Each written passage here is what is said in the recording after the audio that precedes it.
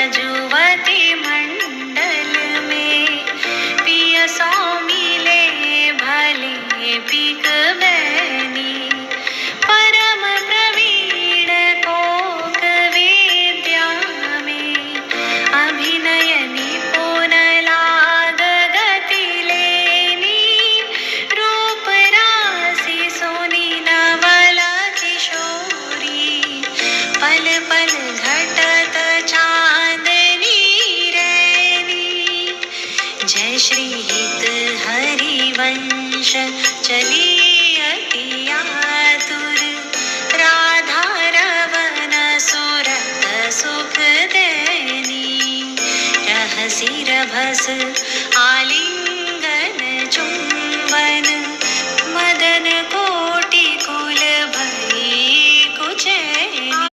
परम कृपालवे श्री सद्गुरु भगवते नमो नमः।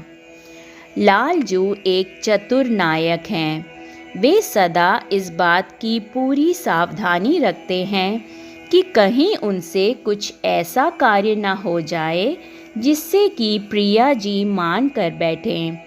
पर इतनी सावधानी रखने पर भी प्रिया जी कभी कभी मान कर ही बैठती हैं। कभी तो इनका मान सकारण होता है और कभी अकारण ही। रस वृद्धि के लिए कह लें या कभी कभी इनके भोलेपन के कारण भी इन्हें मान हो जाता है।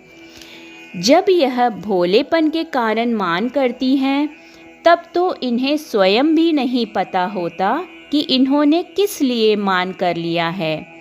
ऐसी स्थिति में इन्हें मनाना प्रियतम के लिए एक भारी कार्य बन जाता है। जिन श्री कृष्ण को गिरिराज धारण करने में कोई श्रम नहीं लगा, उन्हीं कृष्ण को प्रिया को मनाते मनाते पसीने छूटने लग जाते हैं। ऐसी स्थिति में वह फिर किसी सखी का सहारा ढूंढते हैं और तब इन्हें हित सखी की याद आती है। फिर वह हित सखी को दूतिका बनाकर प्रिया के निकट भेजते हैं। श्री जी के निकट पहुंचकर हित सखी उनसे कहती है कि हे मृगलोचनी राधे, तुम नहीं चलना चाहती तो ठीक है, पर केवल आज के लिए मेरे कहने पर ही चल पड़ो। हे पिकवचनी, यहाँ यूँ बैठने से तो श्रेष्ठ है कि तुम मधुर गान गाने वाले प्रियतम से ही जा मिलो।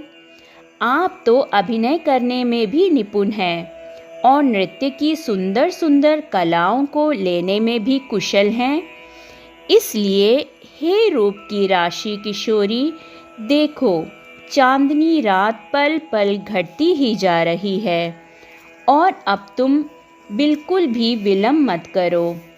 इस प्रकार से यह दूतिका अपने चतुर वचनों से प्रिया को क्षण भर में ही प्रसन्न कर लेती है। मान भंग होते ही प्रिया प्रेमाकुल हो उठती हैं और आतुर भाव से प्रियतम की ओर चल पड़ती हैं। प्रियतम के निकट पहुंचकर वह उन्हें आलिंगन और चुंबन का दान करती हैं। इनके इस दिव्य प्रेम का दर्शन करके कामदेव भी व्याकुल हो उठते हैं। कामदेव के व्याकुल होने का तात्पर्य है कि वे भी समझ नहीं पाते कि बिना किसी वासना का ये कैसा दिव्य प्रेम है। भौतिक जगत में तो प्रेम के पीछे कोई न कोई गुप्त वासना छुपी रहती है, पर प्रिया प्रियतम के अलौकिक प्रेम में तो वासना का स्पर्श ही नहीं हो पाता। यह था इस पद का भावार्थ। अब हम अगला पद लेंगे। आजू देखी ब्रज सुंदरी मोहन बनी केली, आजू देखी ब्रज सुंदरी मोहन बनी केली, अंस अंस बाहु देखी शोर जोर रूप राशि, मनो तमाल रूझि रही सरस कनक बेली, नव निकुंज भ्रमर गुंज मंजु घोष प्रेम पुंज, गान करत मोर पिकन अपने सुर सोमेली, मदन मुदित अंग अंग बीच बीच सुरत रंग, चषक झेली। आज निकुंज भवन में सुंदरी श्री राधा और मनमोहन लाल प्रेम की क्रीड़ा कर रहे हैं।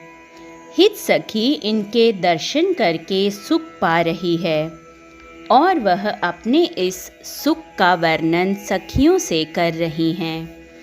हित सखी कहती हैं कि देखो आज इनकी ये प्रेम क्रीड़ा कितनी भली लग रही है। दोनों एक दूसरे से लिपटे हुए ऐसे लग रहे हैं कि जैसे किसी तमाल पर स्वर्ण की बेली लिपट गई हो।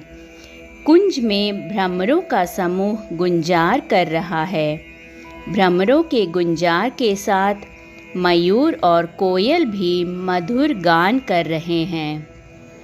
हित सखी कह रही है कि मैं इन सभी दृश्यों को अपने नेत्रों से रसपान करके सुख की प्राप्ति कर रही हूँ। ये था इस पद का भावार्थ। अगले पद के साथ जल्द ही मिलेंगे। तब तक के लिए जय श्री राधे।